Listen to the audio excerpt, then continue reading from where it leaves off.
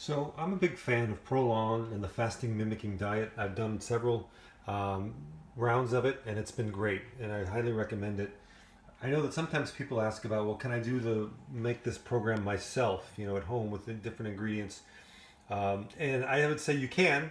I don't think it's the best way to go, but I have experimented with myself, and I think it's better than nothing. So, this is the soups they make. This is one of them anyway, from the ProLon Fasting Mimicking Plan. You can see all the nutritional information here. I don't know if you can read it or not.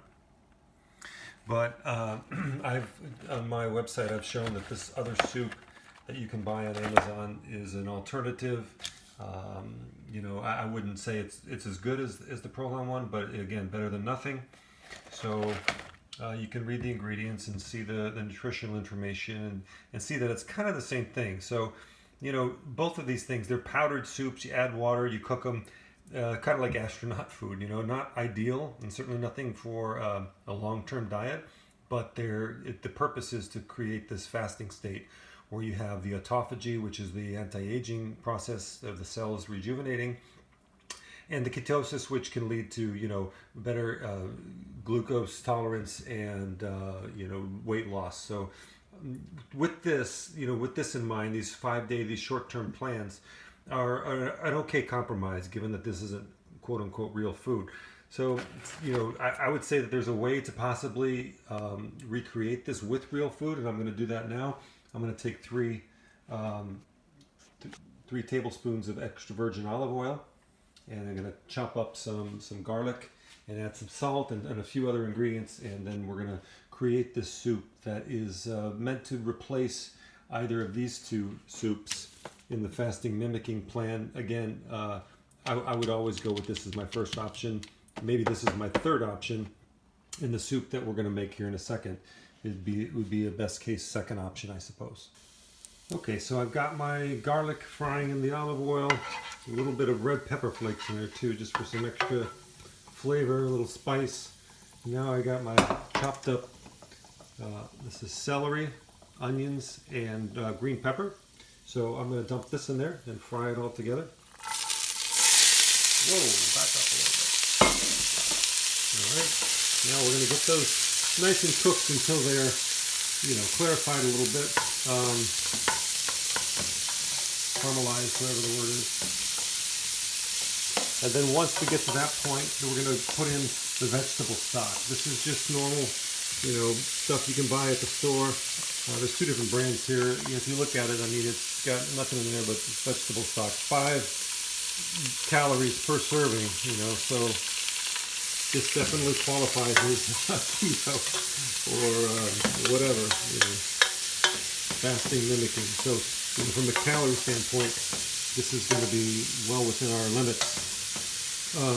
Also important to note, soup is great as a dietary food because when you're trying to lose weight or trying to induce ketosis or this autophagy, because it's hot and it's a liquid. Hot liquids tend to suppress the appetite, so it makes you feel fuller than you really are, and that's the secret of a lot of countries in the old world that maybe didn't have enough food. They would serve a hot soup as a first course, so that made you feel fuller than you were, and then they didn't have as much fresh vegetables and meat, especially meat. So but they were okay with it because they were kind of filled up from the soup. So that's a good trick. Hot beverages, and you can use the tea for the same reason. You start getting hungry, have a hot cup of tea, and it'll suppress your appetite a little for the short term. So I'm going to get these things a little more cooked, and then I'm going to put in my vegetable stock. Okay, now this is cooking real nice. I think it's about ready. I'm going to put in my chicken. It's actually vegetable stock. And turn up the heat here first. Hold on. I want to get this up to a boil, I think. And then, it's going to simmer for a while. And, by the way, the only reason we're doing all this and cooking it at all is because, this stock is pretty tasteless on its own. So we add the garlic and the vegetables and the fresh vegetables, I should say, and I put a little salt in there too. to give it some flavor. So it imparts the flavor on the liquid.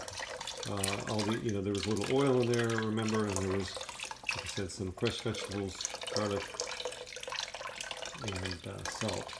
So this is all going to make it very tasty. And so let's see, each one of these is 32 ounces. So that's 8 serving. I'm sorry, that's 4 8-ounce servings per. So 2 of those is going to be 8 servings. So if you think about the fasting mimicking diet, we should actually do more, because you're supposed to have the soup, twice a day, 5 days. So that should be 10 servings. So, whatever you want to do to augment this, you could even just add water to get more. To get more out of this, or you can add a little more stock if you have an extra bottle of the stock. So that's it. The point is, this is going to be something that we'll have twice a day for the course of our fasting mimicking diet. Your DIY one, it's really not the official one from Dr. Longo and ProLon, so I can't say that it's as good. And by the way, I'm not giving anyone medical advice here, but this is just a soup you can make with a super low glycemic index and super low calorie that will help you in any kind of fasting protocol or dieting protocol. So anyway, I'm going to take one more shot of this when it's done, and then that's it. So that's really it. It's simmering now. It's done. I'm going to have a little bit now, and the rest will go in the refrigerator for the rest of the week. I guess you could technically put a little quinoa in there. That's that's in one of the soups on the ProLon plan. But yeah, it's pretty easy. Obviously, it's nothing to it at all, and it's simple. So and it's good. I hope you enjoyed this recipe. Thanks.